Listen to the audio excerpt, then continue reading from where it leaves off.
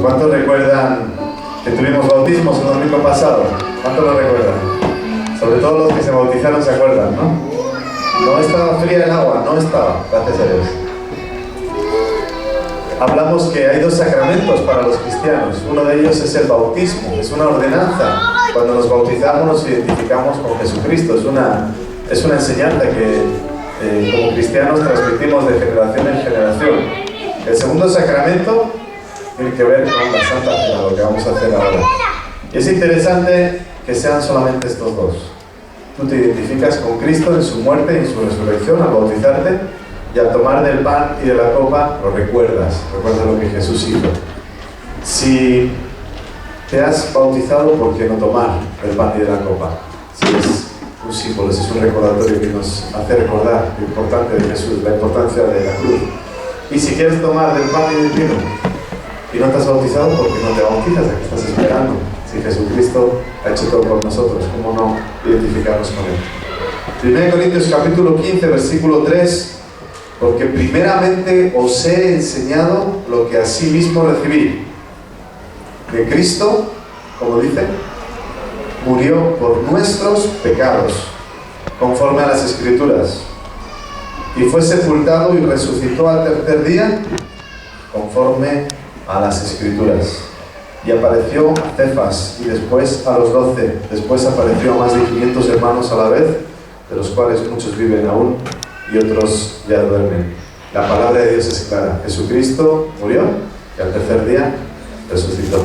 Padre, te damos gracias por tu palabra, porque acabamos de cantar y recordar que tú eres fiel, tú no cambias, Señor, tú no dudas, tú eres siempre fiel, y tu palabra también es fiel, como tú eres fiel.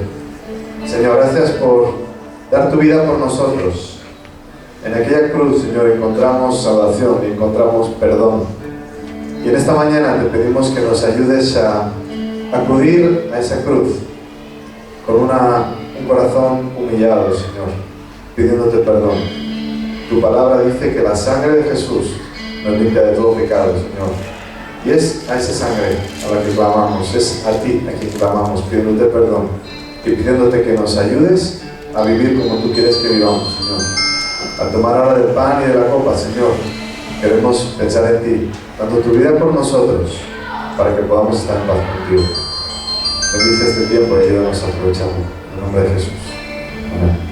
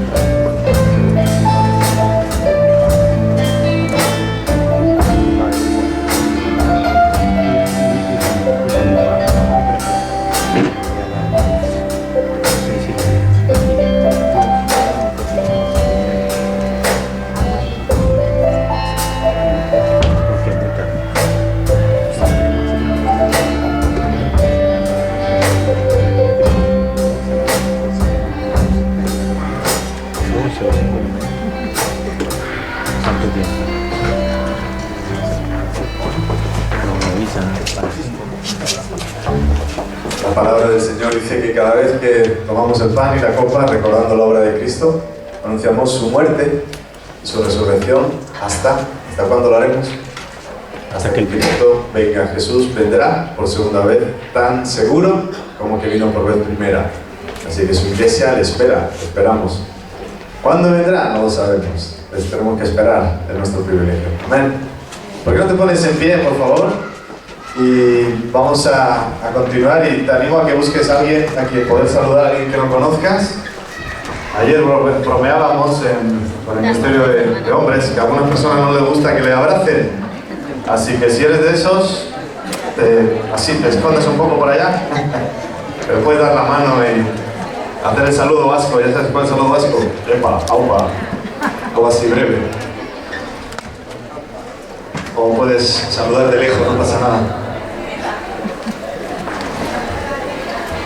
Pero le damos gracias a Dios porque cuando venimos a adorarle como iglesia no venimos solos, sino que hay más gente como tú y como yo necesitan al Señor. Así que cuando ya te des por saludado, te pones cómodo. Bueno, es un placer que puedas estar aquí. Si estás por primera vez, te damos la bienvenida.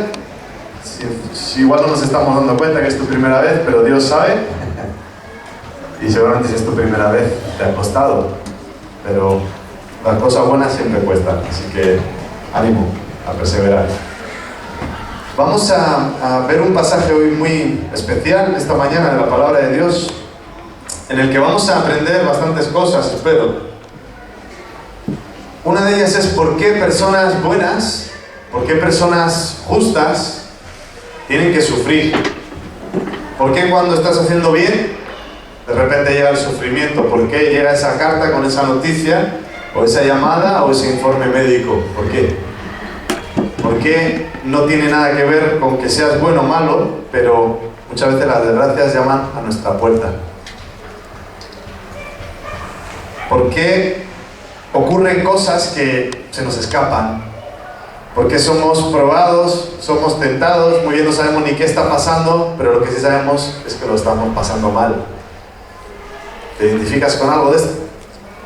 ¿Qué libro de la Biblia nos enseña acerca no solo del mundo espiritual, de por qué ocurren las cosas, sino acerca del por qué, o cómo, mejor dicho, Dios trabaja por medio del sufrimiento, y cómo la perspectiva de Dios es muy diferente a la nuestra?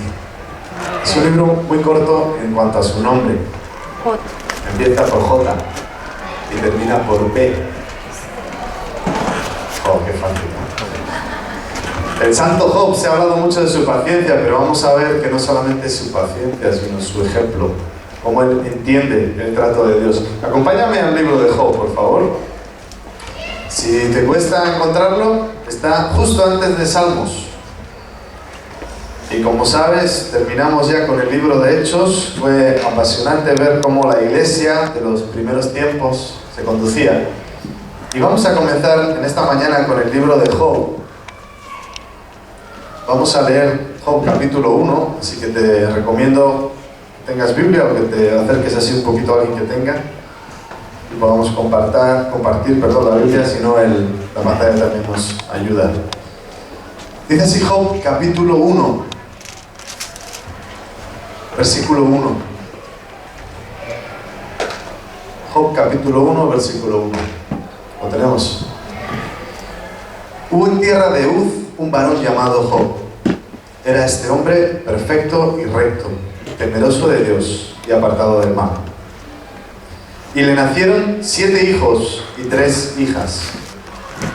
Su hacienda era 7.000 ovejas, 3.000 camellos, 500 yuntas de bueyes, 500 asnas y muchísimos criados. Y era aquel varón más grande que todos los orientales. E iban sus hijos y hacían banquetes en sus casas, cada uno en su día, y enviaban a llamar a sus 3 hermanas para que comiesen y bebiesen con ellos. Versículo 5. Y aconteció que, habiendo pasado en turno los días del convite, Job enviaba y los santificaba, y se levantaba de mañana y ofrecía holocaustos conforme al número de todos ellos, de sus hijos. porque decía Job, quizá habrán pecado mis hijos y habrán blasfemado contra Dios en sus corazones. De esta manera hacían todos los días. Paramos un momento aquí. Vemos que Job era un hombre especial. Dice el versículo 1 que era un hombre perfecto y recto. Vamos, como tú, como yo. Como nos gustaría, ¿no? Que nos describan como alguien perfecto. Por supuesto que Job no era perfecto, pero era una persona intachable. Era una persona que se esforzaba y era muy difícil tener algo contra él. No era perfecto, la palabra de Dios enseña que todos los hombres hemos pecado y estamos por naturaleza separados de la gloria de Dios. Solamente Jesús no pecó. Pero era un hombre intachable, era un hombre de moral, vamos, muy buena. Dice que era apartado del mal, temeroso de Dios y apartado del mal.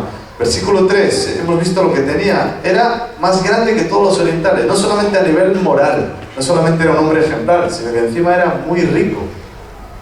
Tenía de todo. ¿A quién no le gustaría ser como Job? Rico, casi perfecto, temeroso de Dios. ¿Te gustaría ser como Job? ¿Estás seguro? Al final dice, tranquilo, que acabamos de empezar. Frena, que estamos por el capítulo 1. Era un hombre que todos quisiéramos imitar, pero vamos a ver que el trato de Dios fue un trato muy fuerte, fue un trato muy ejemplar para nosotros. Dice que tenía 7 hijos y 3 hijas, tenía 10 hijos, tenía un montón de posesiones. Versículo 4 dice que sus hijos celebraban todos los días, tenían comidas, lo pasaban bien, y él, en el versículo 5, hacía lo que más de un padre seguramente que está en esta sala ha hecho o hace, que él todos los días pedía perdón no solamente por sus pecados, sino por los pecados de sus hijos. Decía, Señor, perdónalos. Señor, si se han pasado con la comida, perdónalos. Si se han olvidado de ti, perdónalos. Si se están alejando del buen camino, Señor, ten misericordia porque son mis hijos. ¿Has orado así alguna vez? Sobre todo esos más grandes, ¿no? Pero es algo muy correcto. Él dice que lo hacía todos los días. Decía, quizá habrán pecado mis hijos, quizá habrán blasfemado contra Dios. Y él tenía esta disciplina de pedir a Dios por ellos. Y es algo muy correcto si lo haces y a Dios le agrada. Pero mira el versículo 6. Dice que un día vinieron a presentarse delante de Jehová los hijos de Dios. Y en el contexto, vemos que son ángeles, entre los cuales vino también Satanás. Versículo 7, dijo Jehová a Satanás, ¿de dónde vienes? Respondiendo Satanás a Jehová, dijo, de rodear la tierra, ¿y qué más? Y de andar por ella. ¿Recuerdas cómo anda el diablo, dice la Biblia? Como león rugiente, buscando a quien devorar, efectivamente. Versículo 8, y Jehová dijo a Satanás, ¿no has considerado a mi siervo Job, que no hay otro como él en la tierra, varón perfecto y recto, temeroso de Dios y apartado del mal? Vemos en el contexto que Satanás, como un ángel más, accede a la presencia de Dios. Y este texto es único, nos da una información del mundo espiritual que no encontramos en otras partes de la Biblia y nos enseña un montón de cosas. Una de ellas es que la autoridad de Satanás, del diablo, está limitada por Dios. No tiene más poder que Dios. Todo el poder que tiene el diablo, que tiene poder, dice la Biblia que es el príncipe de este siglo, está siempre limitado por Dios. Y en el versículo 8 vemos que Dios presume de Job. Dios le dice a Satanás, ¿has visto a Job? ¿Has visto a Job? Es cierto que hay mucha gente que se olvida de mí, es cierto que hay mucha gente que vive a sus caminos, pero ¿te has fijado en Job? Es una persona íntegra, es una persona que anda rectamente. Era motivo de orgullo Job para nuestro Dios. La pregunta es inevitable, ¿tú y yo somos motivo de orgullo para el Señor o somos motivo de vergüenza? Cuando caemos en pecado y nos enredamos, avergonzamos al Señor. Cuando tú y yo decimos no a la tentación y superamos la prueba, Dios se alegra, Dios se enorgullece de nosotros y dice, míralo, felicidades. Y dice que hay fiesta en el cielo por cada vez que un pecador se arrepiente, pero no solamente cuando un pecador que no conoce a Cristo, sino cuando tú y yo, porque ¿eres pecador o no? Dice, no soy pecador, soy pecadora, si eres mujer, vale. Pero somos pecadores, ¿sí o no? ¿Cuál es la diferencia entre nosotros y los que no conocen a Cristo y no tienen una relación personal con Él? Unos pedimos perdón por nuestros pecados, otros todavía no. Pero seguimos siendo pecadores. Pecadores perdonados que necesitamos limpiarnos una y otra vez continuamente. ¿No has visto a mi siervo Job?, dice Dios, hombre temeroso de Dios y apartado del mal. Dios se fija en nosotros y Dios está orgulloso de nosotros cuando nos conducimos como Él quiere. Versículo 9. Respondiendo Satanás a Jehová dijo, y lanza una pregunta al diablo que retumba en todo el mundo espiritual. ¿Acaso teme Job a Dios de balde? ¿Acaso teme Job a Dios de balde? ¿Acaso teme Job a Dios porque sí, gratis? Versículo 10. ¿No le has cercado alrededor a él y a su casa y a todo lo que tiene? Al trabajo de sus manos has dado bendición. Por tanto, sus bienes han aumentado sobre su tierra. Lo que el diablo le dice a Dios, dice, Job no te sigue porque te ame, no te sigue porque sea íntegro, te sigue porque le das, te sigue porque le cuidas, te sigue porque lo bendices, te sigue porque lo proteges y lo rodeas, te sigue por interés. Y la pregunta es, ¿acaso teme Job a Dios de balde? Porque sí. Ahí queda la pregunta y veremos la respuesta a la pregunta. Pero el diablo da a entender que no, que Job lo hace todo por interés. Versículo 11. El diablo hablando con Dios, pero extiende ahora tu mano y toca todo lo que tiene y verás si no blasfema contra ti en tu misma presencia. En otras palabras, quítale lo que le das y veremos cómo es Job. Quítale lo que tiene y veremos si Job está cristiano o no. Quítale la bendición y veremos si Dios confía en el Dios, si Job confía en el Dios de las bendiciones o en las bendiciones. Quítale lo que tiene a ese cristiano y veremos si es o no es cristiano, o si estaba ahí porque le interesaba. ¿Acaso teme Job a Dios de balde? Aquí hay una acusación, esto es un juicio. El diablo está acusando a Job y está diciendo que Job teme a Dios por interés. Y veremos cómo continúa el juicio, veremos qué conclusión tomamos. Versículo 12. Dijo Jehová a Satanás: he aquí, todo lo que tiene Job, todo lo que tiene está en tu mano. Solamente no pongas tu mano sobre él. Y salió Satanás delante de Jehová. Esto que vemos en un versículo es fortísimo. Dios acaba de dar permiso a Satanás para que le quite todo lo que Job tiene. Solamente dice, no pongas tu mano sobre él. Y Satanás sale encantado. Satanás, el significado de su palabra es el adversario, es el enemigo. Como sabes, es el acusador, es nuestro enemigo. Nuestros enemigos, dice la Biblia, que no son de carne o sangre, son espirituales. No te enfades tanto con la gente, porque nuestros enemigos no son gente, son seres espirituales. Y vemos aquí que Dios concede ese permiso. Versículo 13. Prepárate porque lo que viene es terrible. Un día aconteció que sus hijos e hijas comían y bebían vino en casa de su hermano el primogénito, como tantas veces habían hecho. Y vino un mensajero a Job y le dijo: estaban arando los bueyes y las asnas paciendo cerca de ellos, y acometieron los sabeos y los tomaron y mataron a los criados a filo de espada. Solamente escapé yo para darte la noticia. Acaban de darle la noticia de que han matado a todos sus criados. Versículo 16. Aún estaba este hablando cuando vino otro que dijo: fuego de Dios cayó del cielo que quemó las ovejas y a los pastores y los consumió. Solamente escapé yo para darte la noticia. Es como que la crisis empieza a rodear a Job y empieza a agobiarle, como a tanta gente hoy en día. Y Job, que era el más rico, de repente todos sus criados mueren, toda su gente, todo su personal. Ahora acaba de recibir la noticia de que todas sus pertenencias se acaban de escapar, se está quedando sin nada. Versículo 17. Todavía estaba este hablando y vino otro que dijo: los caldeos hicieron 3 escuadrones y arremetieron contra los camellos y se los llevaron y mataron a los criados a filo de espada, y solamente escapé yo para darte la noticia. Job se estaba quedando de un momento para otro sin nada. Versículo 18. Entre tanto que éste hablaba, vino otro que dijo: tus hijos y tus hijas estaban comiendo y bebiendo vino en casa de su hermano primogénito. Y un gran viento vino del lado del desierto y azotó las 4 esquinas de la casa, la cual cayó sobre los jóvenes y murieron. Y solamente escapé yo para darte la noticia. ¡Wow!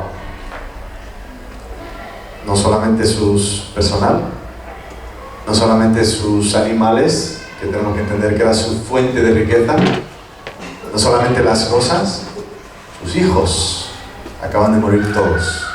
Terrible, ¿sí o no? Ponte en su situación. Te preguntaba cuántos queremos ser como Job. Sí, queremos tener mucho, ¿verdad? Y andar bien delante de Dios.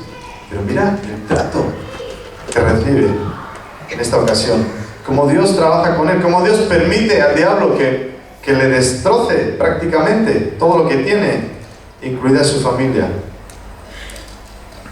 Y te decía que este es un pasaje interesante porque nos responde a algunas preguntas. No sé si en ocasiones te has hecho preguntas acerca de, bueno, ¿esto que me está pasando? ¿Que es una tentación? ¿Es una prueba? Mira lo que dice Santiago capítulo 1, versículo 13. Dice que cuando alguno es tentado, no diga que es tentado de parte de Dios, porque Dios no puede ser tentado por el mal, ni él tienta a nadie. O sea, Dios no tienta. No digamos, Dios me está tentando, porque dijimos que la tentación es una invitación a pecar. La tentación es una trampa y Dios no pone trampas, Dios trabaja de otra manera. Hebreos 2:18 nos dice que Jesús mismo padeció, siendo ¿qué? Tentado, y por eso es poderoso para socorrer a los que son tentados. Él no tienta, Él fue tentado. Él estuvo a punto de caer en ciertas trampas que le fueron puestas, porque esas son tentaciones, pero nunca cayó. 1 Corintios 10, versículo 13, subráyalo en la Biblia porque te va a ayudar muchísimo. Es un pasaje que merece la pena memorizar. Dice que no nos ha sobrevenido ninguna tentación que no sea humana, pero como hemos cantado antes, ¿qué dice? Fiel es Dios, que no os dejará ser tentados más de lo que podéis resistir, sino que dará también, juntamente con la tentación, ¿qué? La salida para que podamos soportar. Siempre, siempre, siempre que haya una tentación, Dios va a dar una salida. Siempre. No hay tentaciones que son inevitables. No, la tentación es una invitación. Puedo decir sí y puedo decir no. Mateo capítulo 6, versículo 13 refleja una parte del Padre Nuestro, la oración modelo de Jesús, en la que dice: no nos metas en tentación, mas líbranos del mal. Amén. Hacemos bien en orar eso. Señor, no nos metas en tentación, líbranos del mal. 1 Timoteo 6:9. Sé que estoy yendo muy rápido, pero necesitamos aprovechar el tiempo.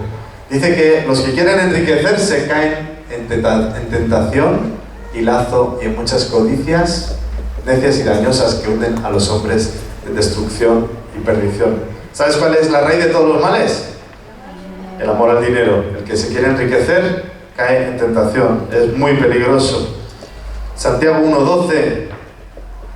Bienaventurado el varón que soporta la tentación, porque cuando haya resistido la prueba recibirá la corona de vida que Dios ha prometido a los que lo aman. Cuando dices no a la tentación, felicidades, bienaventurado, dichoso. Dios está orgulloso de ti. Segunda de Pedro capítulo 2, versículo 9. Sabe el Señor librar de tentación a los piadosos y reservar a los injustos para ser castigados en el día del juicio. Cuando estés siendo tentado, puedes decir que no. Dios puede librarte, Dios puede ayudarte. La tentación es una trampa, la tentación es un enredo, la tentación busca hundirte. Pero como en ocasiones yo no sé si estoy siendo tentado o estoy siendo probado. ¿Recuerdas el pasaje de 1 Corintios 10? No os ha sobrevenido ninguna tentación que no sea humana. Es curioso que yo tenía esta pregunta, digo, pero ¿cómo distinguir entre tentación y pruebas? Y en ocasiones, como acaba de decir, bienaventurado el que soporta la tentación, porque cuando pase la prueba, en ocasiones la Biblia usa las dos palabras. Y resulta que en 1 Corintios 10, cuando vas a los textos originales, te dice que la misma palabra que se usa por tentación es la misma que se usa para prueba. Entonces nos ayuda un poco. podría traducirse perfectamente: no os ha sobrevenido ninguna prueba que no sea humana, sino que fiel es Dios que nos dejará ser probados más de lo que puede resistir. En ocasiones parece entonces que es sinónimo, pero no lo es. La tentación viene del tentador. La tentación busca lo peor de nosotros. La tentación busca lo peor de nosotros, busca enredarnos. La prueba es diferente. Vamos a ver acerca de las pruebas. Santiago capítulo 1, versículo 2. Hermanos míos, ¿qué dice ahí? Tened por sumo gozo cuando os halléis en diversas pruebas. ¿A quién le gusta sufrir? Que levante su mano. ¿A quién le gusta sufrir? ¿Te gusta sufrir? A ver, alguien que nadie se atreve. ¿A quién le gusta sufrir? Es que al que levantase la mano le iba a pedir al de al lado que le diera un pellizco ahí, para ver si es verdad que le gusta sufrir. ¿Cómo es que podemos gozar cuando estamos en pruebas? Porque así como la tentación saca lo peor de nosotros, la prueba saca lo mejor. La prueba duele, pero saca lo mejor. La prueba siempre busca lo mejor porque viene de parte de Dios. Versículo 3: sabiendo que la prueba de vuestra fe produce paciencia. Y si lees el pasaje, la idea es que la prueba es constructiva. La prueba sirve para algo. No es dolor por dolor, no es torturar a nadie. La prueba tiene que ver con nuestro crecimiento. 1 Pedro 1:6 nos dice que nos alegramos, aunque ahora por un poco de tiempo, menos mal, si es necesario, tengamos que ser afligidos en diversas pruebas. Versículo 7: para que sometida a prueba, ¿qué? Vuestra fe, mucho más preciosa que el oro, el cual, aunque es perecedero, se prueba con fuego, vuestra fe sea hallada en alabanza, gloria y honra cuando sea manifestado Jesucristo.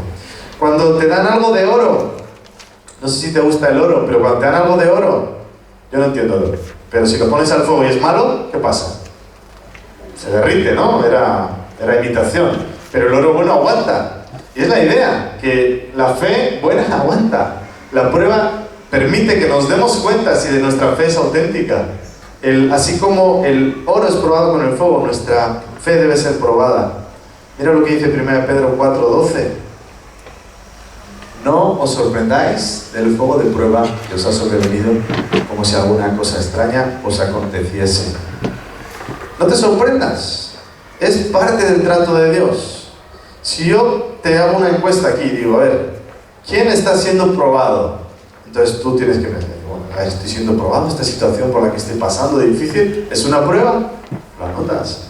Pero si no es tu situación, tranquilo, que las pruebas van a venir, o han venido o vendrán, pero es parte del trato de Dios. Sería muy raro decir, no, yo nunca he sufrido nada, yo nunca sufriré, quizá un bebé, pero hasta los bebés sufren, fíjate lo que te digo, hasta los bebés les duele. Dios trabaja con nosotros. No es algo extraño, es algo normal. No te sorprendas. La prueba siempre tiene un propósito. Volvemos a Job. ¿Quién tentaba a Job? ¿Quién lo tentaba? El diablo, el tentador. ¿Pero quién lo probaba? Dios. A la vez. ¿Cómo es eso? Pues mira, Dios da autoridad a Satanás. Le permite que él le tiente de esta manera. Y esto explica muchas cosas, porque en ocasiones pasamos por situaciones difíciles. ¿Por qué Dios me castigas así? No, estás siendo tentado. Pero entonces Dios no quiere que crezcas, sí, porque te está probando. ¿Pero qué es? ¿Tentación o prueba? Las dos. Cuando tú te metes en problemas, ¿qué es? Tentación. Cuando tú estás tranquilo y te llega, ¿qué es? Es una prueba. ¿Se entiende o no? Señor, no me tientes. No. ¿A quién le estás hablando? Dios no tienta. Dios prueba. Siempre tiene un propósito. ¿Has visto alguna vez una carrera de obstáculos? Las Olimpiadas no son las más... Las carreras de obstáculos no son las que más audiencia tienen, ¿verdad? Pero los obstáculos es una carrera, de repente salen los atletas y de repente se encuentran con unas vallas. ¿Lo has visto? ¿Y qué hace el atleta? Salta. ¿Y qué hacíamos tú y yo en clase de gimnasia? Golpearnos con la valla, ¿no? La carrera de obstáculos es para saltar y sigues. Y viene otro y ¿qué haces? Te paras y dices, un momento, a ver, alguien aquí, algún responsable de la competición, por favor, ¿no ve que tengo una prueba, que tengo un obstáculo? ¿La puede quitar, por favor? Y el de la competición te dice, ¿no te has dado cuenta que estás en una carrera de obstáculos? ¿Y qué tengo que hacer? ¿Saltar? No, pero es que no estoy de acuerdo, quiero saber si es una tentación o quiero saber si es una prueba. ¡Salta! Supérala. ¿Para qué son las pruebas? Para superarlas. Ya que te duele, aprovecha algo. Ya que te has quedado sin trabajo, aprovecha algo, no te amargues. Ya que has tenido esta situación difícil, sácale un poco de partido a la situación. ¿Me entiendes o no lo que estamos hablando? Ya que hay dolor, aprovechemos la prueba para crecer. Aprovechemos la prueba para aprender. Dejemos de preguntarle a Dios ¿por qué? Y preguntémosle ¿qué? A ver, ¿quién se lo sabe eso? No ¿por qué? Sino ¿para qué? ¿Cómo cambia, Señor, ¿por qué? Tú le pides cuentas a Dios. Si Dios te da las cuentas, si Dios me da a mí las cuentas, y me entero, porque no soy Dios, sus pensamientos son superiores a los míos. Pero cuando le pregunto a Dios, ¿para qué? ¿Qué propósito tienes? Tengo más tiempo, ¿para qué? Dios te va a dar ideas. Señor, se ha roto esta relación, ¿para qué? Dios tiene algo nuevo para ti. ¿Para qué? Siempre es constructivo. ¿Por qué? Es exigiendo. ¿Para qué? Siempre estamos buscando situación, estamos buscando solución. Lucas capítulo 8, versículo 13. La prueba no solamente saca lo bueno. No sé si cuántos recuerdan la historia de la semilla que es sembrada. El sembrador salió a sembrar y una semilla cayó entre piedras. ¿Recuerdas? Pero dice que los que cayeron sobre la piedra son los que, habiendo oído la palabra, la reciben con gozo, se alegran, pero no tienen raíces, creen por algún tiempo y en el tiempo de la prueba se apartan. Y si tú y yo tenemos una fe sin raíces, cuando el coche se nos estropea, pues Dios está enfadado conmigo, ya no voy a la iglesia. Cuando el bonobús ya no tiene saldo para el bus, ¡oh, qué desgracia! Imagínate que vas a trabajar y se te termina el bonobús. Llamas al jefe, no, mira, que hoy tengo un mal día, se me terminó el bonobús. Pues te dice, pues cárgalo, vente andando, no sé, búscate la vida. ¿Qué te va a decir el jefe? Cuando es con Dios, cualquier cosa, ¿no? Mira, esto es una lucha espiritual, ¿qué? ¿Cuánto necesitamos darnos cuenta de que no tenemos que quejarnos con Dios? Tenemos que esforzarnos. Esfuérzate y sé valiente. Es que los cristianos nos tenemos que esforzar. Nadie dijo que fuera fácil. Estos dice que no tienen raíz.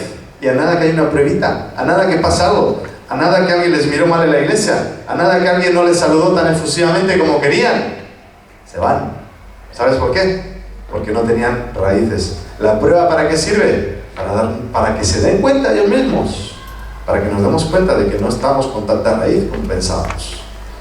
Y el propósito de este mensaje no es hacerte sentir mal, sino decir, voy a esforzarme, voy a crecer en el Señor, voy a identificar su trato, voy a darle gracias porque Él me prueba, voy a darle gracias porque Él dedica tiempo a mí, para que yo pueda crecer, para que pueda ir desarrollándome, para que pueda ir avanzando.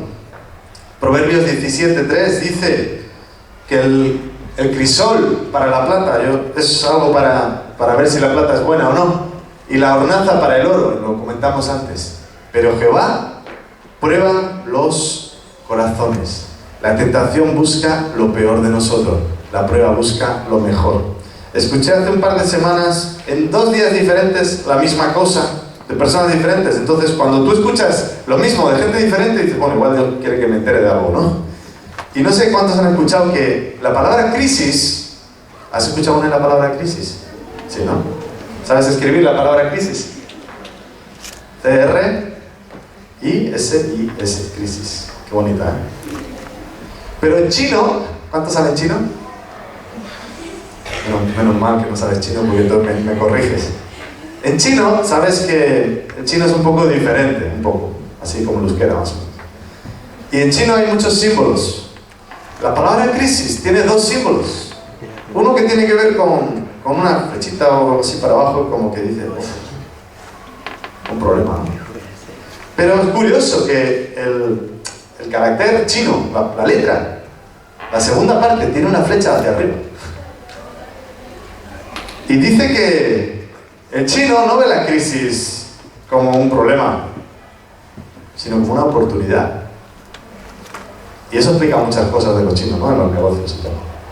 Pero cuando hay una crisis, es cierto, si te centras en la crisis te hundes. Pero la crisis permite que la alfombra se mueva para hacer un cambio. ¿Entiendes? Si no hubiera habido esa crisis, estaríamos siempre igual. Pero esa flechita para arriba nos dice que hay una oportunidad si lo buscamos. Hablamos ayer del vaso medio vacío o medio lleno. Es una forma de hablar de pesimista y optimista, pero el cristiano sabe que si nos ponemos con Dios, lo mejor está por venir. En medio de cualquier crisis hay una oportunidad, si la buscas. En medio de cualquier prueba hay una salida. Y tú me dirás, bueno, no sé de qué pruebas me estás hablando, pero las mías son muy dolorosas. Volvamos a Job, capítulo 1. Acabamos de ver en el versículo 19 que Job pierde todo lo que tiene y pierde lo más valioso que tiene, que son sus hijos. Si tienes hijos, sabes de lo que te estoy hablando. ¿Qué más dan las cosas? Pero cuando mueren sus hijos, ¡fua! Este hombre, ¿qué podría hacer? Podría terminar mal. Versículo 20. Recuerda, ¿acaso teme Job a Dios de balde? Versículo 20. Entonces Job se levantó y rasgó su manto y rasuró su cabeza y se postró en tierra y adoró. Y me cuesta hablar de esto sin emocionarme, porque la adoración se prueba en medio del sufrimiento. Tú imagínate que Dios te quita todo lo que tienes y toda tu familia y te vas a adorar. Ay, ¿cómo estuvo el culto? Ya, estuvo bien, la adoración estuvo entretenida. Pasa que yo tenía sueño y no me enteré. Las canciones no me gustaron mucho, o sí me gustaron, eran muy alegres. Sí, adoración tiene que ver con música, pero tiene que ver mucho más con nuestro corazón. Una persona que ha perdido todo se postra en la tierra y adora. ¿Quieres un taller de adoración? Ahí tienes. Una persona que acaba de perder todo lo que tiene y se postra y adora al Señor. Dice que rompe su ropa, que se afeita la cabeza. Hoy en día se vestiría de negro, no sé cómo se hace luto, donde tú conoces. Pero se viste de luto. ¿Le duele? Por supuesto que le duele, mucho más de lo que puedan expresar las palabras. Es una persona que está destrozada por dentro, pero se postra delante de Dios, con el rostro en tierra. No pregunta a Dios por qué. Se postra en la tierra y adora. Y eso revoluciona mi idea de adoración y cambia por completo mi enfoque hacia Dios. Job no le pregunta por qué, ni siquiera le pregunta para qué, es que no le pregunta nada. Porque Job entiende quién es Dios. Recuerda que era un hombre temeroso de Dios. ¿Acaso teme Job a Dios de balde? Sí. Porque Job no depende de lo que Dios le da. Porque Job busca a Dios. Como dice la Biblia, busca primero a Dios y Él se encargará de todas las demás cosas. Y Job lo vive, Job lo sabe, pero es que Job lo tiene clarísimo. ¿Y qué más tienes que quitarle a Job para que te des cuenta de que su fe es auténtica? Veremos la semana que viene, no hoy, que la tentación va a seguir. Y no solamente con lo que tiene ni con su familia, sino que con su propia salud. Pero ya tenemos que terminar por hoy. Versículo 21. Escucha las palabras de Job, porque son palabras de oro. Una vida probada al fuego máximo. Y mira lo que dice el versículo 21. Job dijo: desnudo salí del vientre de mi madre, y desnudo volveré allá. Jehová dio y Jehová quitó. Sea el nombre de Jehová bendito. ¡Fua! Versículo 22. En todo esto no pecó Job, ni atribuyó a Dios despropósito alguno. Job sabe que Dios es santo. Job no solo se quita el calzado, se postra en tierra. Jehová dio y Jehová quitó. Sea el nombre de Jehová bendito. No me quejo, no critico, no cuestiono, es Dios. Sencillamente le adoro. En todo esto no pecó Job, ni atribuyó a Dios despropósito alguno. Todos necesitamos siempre buscar respuestas. Señor, ¿por qué haces esto? ¿Para qué? Decirle a otro hermano, ¿no? Dios es Dios, está en control de todo. Decíamos que ¿por qué Dios permite que personas buenas sufran? Pues fíjate, la pregunta no la va a responder Job. Lo que nos va a enseñar es que Dios es soberano. Soberano significa que Dios manda. Dios es Dios. Dios hace lo que quiere, cuando quiere y como quiere. Nos enseña que la adoración no tiene que ver con las bendiciones, con lo que Dios nos da, sino con quién es Él. Yo le adoro porque Él es Dios y por su misericordia, no por lo que me da. ¿Recuerdas a Abraham cuando Dios le pide a Isaac? ¿Lo recuerdas? Está a punto de entregar a su hijo, a punto. Y Dios le para y dice, ahora sé que es que tu corazón es para mí. Ahora lo entiendo. Pero es que Abraham había recibido la bendición y Dios se la pide y se la da. Dios te da algo, si Él te lo pide, dáselo, porque Él es Dios. Vamos a aprender mucho de este libro. Jehová dio y Jehová quitó. Sea el nombre de Jehová bendito. Así es Dios. Y Él espera que tú y yo nos comportemos con esta actitud, como la de Job. Que cuando seamos probados, sepamos responder. Terminamos con este pasaje que espero puedas afianzar en tu corazón. Proverbios 18:10. Si estás pasando por prueba, si estás pasando por dificultad, escucha bien. Torre fuerte es el nombre de Jehová. A Él correrá el justo y será levantado. Amén. Ponte en pie, por favor, vamos a orar.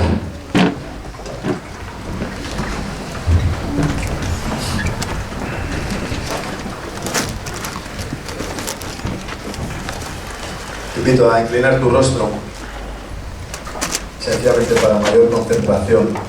Son un par de minutos. Todos los que estamos aquí tenemos situaciones difíciles, algunas más difíciles, otras no tanto. Yo siempre digo que las pruebas tienen que ver con cosas que uno no busca y de repente aparecen en nuestras vidas. Nadie le dijo que viniera a esa enfermedad o a esa situación y apareció. Quiero animarte a que visualices por qué prueba entiendes que estás pasando, o por qué pruebas, por qué situaciones complicadas en las que Dios, tú crees que está trabajando contigo. Y yo sé que es difícil, pero dile, Señor, gracias por esta situación. Dios, tú sabes lo que me quejo, pero gracias. Porque como he visto en esta mañana, tú estás trabajando conmigo. Señor, queremos imitar el ejemplo de Job, que vemos que es mucho más que paciencia, es un corazón que te adora, no por lo que le das, sino por quién eres tú. Señor, te pedimos perdón por nuestra superficialidad, por nuestro materialismo, por nuestro egoísmo. Y en esta mañana, Señor, todos los que estamos aquí, tanto personas más mayores, más jóvenes, todos, Señor, aquí, te damos gracias porque hemos nacido sin nada y tú nos has dado todo lo que tenemos. Y lo más valioso no son las cosas, lo más valioso es la vida eterna que tú nos ofreces en Cristo. Señor, gracias por tu trato. Ayúdanos, así como Job no pecó, ayúdanos a no pecar en medio de estas pruebas. Ayúdanos a aprovechar la ocasión para aprender, para crecer. Señor, utiliza el fuego de esta prueba para limpiarnos, para purificarnos, y que no seamos de poca raíz y nos vayamos, que podamos aguantar y perseverar. Tú eres fiel y nosotros queremos luchar y queremos pelear hasta el final y queremos correr a ti, que eres la torre fuerte como hemos leído, y queremos aprender y queremos avanzar, Señor, y te pedimos que utilices estas pruebas, estas situaciones difíciles para que podamos crecer y podamos mirar atrás y estar orgullosos y ver que tú también estás orgulloso de nosotros porque avanzamos, Señor. Cuando hay situaciones económicas difíciles, dependemos de ti. Cuando hay problemas de relaciones, dependemos de ti, Señor. Cuando todo se mueve, tú permaneces fiel. Señor, bendice tu palabra, ayúdanos a vivirla, Señor, a ser hacedores de ella, a imitar esta actitud de Job, que no pide cuentas, que no exige, que sencillamente se postra y te adora, Señor. Tú buscas adoradores, Señor, y que en esta semana encuentres en nosotros personas que en el lugar secreto, en casa, donde nadie nos ve, o en la calle, donde sea, te buscamos y te adoramos. ¿Por quién eres tú? No por lo que nos das. Señor, te damos gracias porque Job es nuestro modelo en esta mañana. Por supuesto queremos imitar a Cristo, pero queremos aprender de Job. Y queremos, Señor, que tú nos ayudes a ser esforzados y valientes de verdad y a pasar por el fuego de la prueba en victoria. En el nombre de Jesús. Amén. Amén. Pues que Dios te bendiga, que Dios te ayude. Él lo va a hacer. ¿Puedes tomar así un momento más, por favor?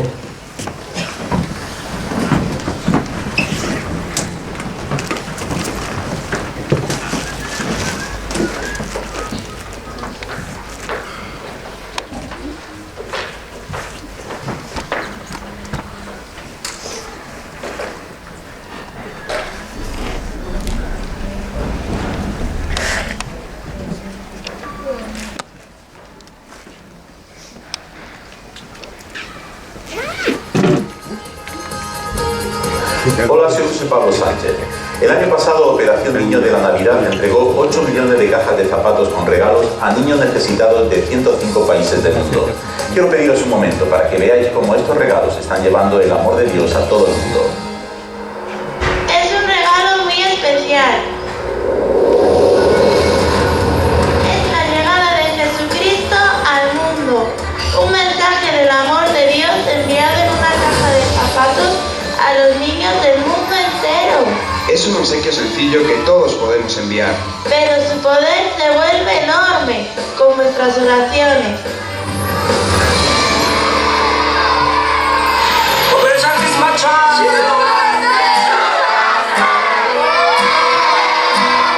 Es un programa emocionante en el que todos podemos participar para acercar a los niños a Dios. Una sencilla caja de zapatos puede cambiar la vida de un niño para siempre.